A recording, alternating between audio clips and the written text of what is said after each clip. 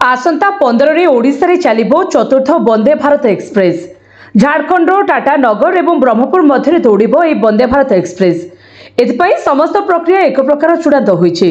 मंगलवार व्यतीत सप्ताह को 6 दिन चलिबाकु थिबा ए वंदे भारत एक्सप्रेस झारखंड टाटा नगर सकाळ 5:20 रे बाहरी ब्रह्मपुर रे दिन 2:30 रे पहुंचबो।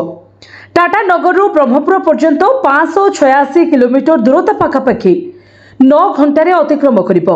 सेपरी ब्रह्मपुर से दिन 3टारे बाहरी राति 11:55 समय रे टाटा नगर रे पहुंचबो ए वंदे भारत एक्सप्रेस। आज ए ट्रेन रो पूर्ण ट्रायल रन बा परीक्षामूलक दौड़ आरंभ होईछि।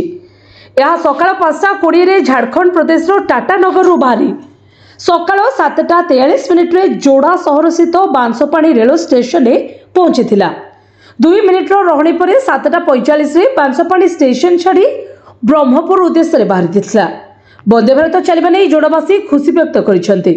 जोड़ारू रमेश चंद्र महापात्र रिपोर्ट, संघर्ष टीवी।